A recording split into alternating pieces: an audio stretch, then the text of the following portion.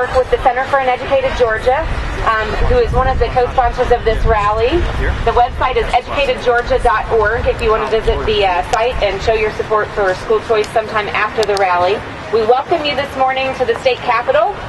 As citizens of this great state, this is your house, and I know for some of you it may be your first time, and we're so happy that you're here specifically to celebrate this particular cause. We've got a couple of people who are going to speak to you this morning before we sort of move into the Capitol for the next part of our program, and so I want to go ahead and get started with that so we can get out of the cold and into the warm. And I know we're all in favor of that. So first up, we have the Most Reverend Wilton D. Gregory, who was actually born in Chicago, but became the Archbishop here for the Archdiocese of Atlanta in 2005, and has been a very strong supporter of school choice over the years, and particularly is committed to making sure that all children have access to the highest quality education, and is very involved, particularly in Catholic education here within the Archdiocese. So I want to welcome Archbishop Gregory. Good morning. Good morning. People who support school choice are tough people. I am very pleased to stand with you at this school choice rally as we come together from throughout our state of Georgia to connect in our commitment to provide parents with more choices in their children's education. Our Catholic schools are a fundamental part of the teaching mission of the Church. Catholic education has made a major contribution to society by educating millions of citizens with the moral and intellectual training necessary to make positive contributions to local, state, and nationwide community efforts. In recent years, parents of children with special needs have exercised their right to choose the best school for their children due to the passage of Senate Bill 10. The law offers the opportunity for these children to be educated in the schools that best meet their needs. Many of our Catholic schools welcomed these young people and provided them with the highest academic quality and an opportunity to thrive in their educational experience. Grace Scholars is making a significant impact on the educational choice for families with financial need throughout the state. The passage of House Bill 1133 2 years ago, providing tax credits for scholarships, was a tremendous step forward for primary and secondary education in the state of Georgia. We offer our full and enthusiastic support for the Early Hope legislation introduced this year, and our gratitude to Senator Chip Rogers for his leadership with this initiative.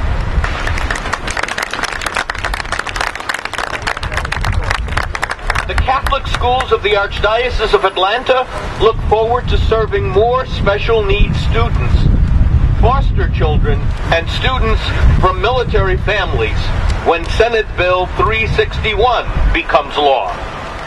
May God continue to bless our commitment to our young people and to ensuring parental choice in their education. God bless you.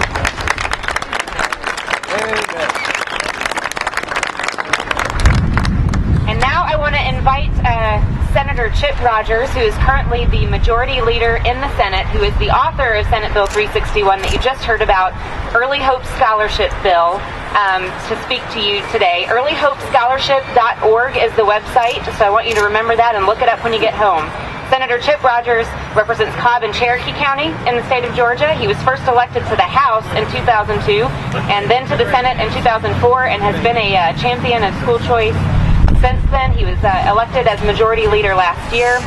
We're happy to have his leadership on this issue, and particularly on the Early Hope Scholarship legislation that you just heard Archbishop Gregory mention. So welcome to the podium, Majority Leader Chip Rogers.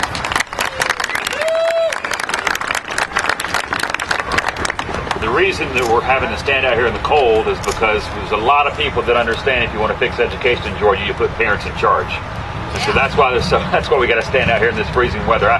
At any event that we're talking about educational choice, I would be remiss if I don't mention Eric Johnson, who has been the champion and the leader on this issue for so many years and deserves a lot of credit. And I'm simply following in Eric's footsteps. We are going to build on what has been an enormously successful program here in Georgia. There are the naysayers, there are those who are the doubters, and then there are those who will simply stand as long as they can against putting parents in charge of education, who told us it wouldn't work. They told us this can't work. They told us it was going to destroy the government-run schools. But the fact of the matter is that school choice does work. It's worked all across the country. And now we know it's working in Georgia with the special needs scholarship. We know that educational choice, putting parents in charge of making the decision of what's best for their children, actually works. We have the data to prove it. Nobody can deny that it works. The only people that are still standing in the way are those who don't want change. Well, we need change. We can no longer stand for an education system that is cheating our children out of their future. We just cannot allow that to happen. Look at the young people that are standing around you today. If you do not allow them to be placed in the best educational setting for themselves, you are cheating them out of their future. That's the only reason we serve in these buildings and in buildings across this country that are run by government, and that is to lay the groundwork for a better future for our children. If you want a better future for children, you put parents in charge of education. You give them every possible choice they can have to find the educational setting that works best for them. It is a moral issue. It's not a financial issue. It's not a government issue. It is a moral issue. Either we are standing for our children and what's best for them, or we are not standing for our children. I promise you that I will continue to my last breath here in this General Assembly to stand for you, to fight for educational choice. It is the moral calling of our time. The civil rights movement changed this country in a very good way. Putting parents in charge of education will do the exact same thing. Thank you for being here, and thank you for fighting for this. And there will be a hearing on the Early Hope Scholarship Bill this afternoon at 1 o'clock in the Legislative Office Building, which is just across the street over here in room 310, if anyone is interested in coming to that hearing and expressing your opinion on that bill. We also have the President of our Senate here at the state legislature, Tommy Williams, who is also a strong supporter of school choice and has a bill this year that will actually provide a lot more accountability through transparency in public schools by giving them letter grades based on student performance, so parents can know how their schools are doing and know if they need to make a change for their students. Senator Williams. I'm about tired of this global warming. It's a pleasure to be with you, and thanks for all you do to help support this cause. You know, talk is cheap in this in political business, but there are some people that actually introduce bills and try to get them passed and work like dogs against a pretty stiff opposition of people who don't believe that there ought to be competition in public schools. And that's Eric Johnson. He introduced a bill. First time we got a bill like that ever passed. And let me just, I've been rooming with this guy for 11 years. He is a prince of a man. He goes to bed 9:30 every night, gets up at 5 or 6 in the morning, and is all about doing what's right. You can't honor a better person. Help elect this guy to be a governor.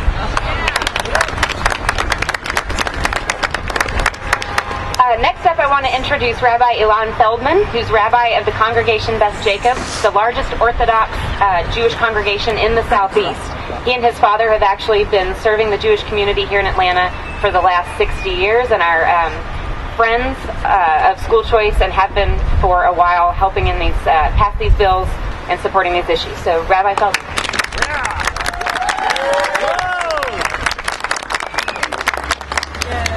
Shalom, y'all. I don't hear everybody. I said shalom. Shalom. First of all, I see lots of students here today, the future leaders of the state of Georgia. Let's hear a round of applause for the leaders of the state of Georgia tomorrow. This is our state capital. This is our state. And I love this state. I've been a citizen of this state since the day that I was born in Georgia Baptist Hospital.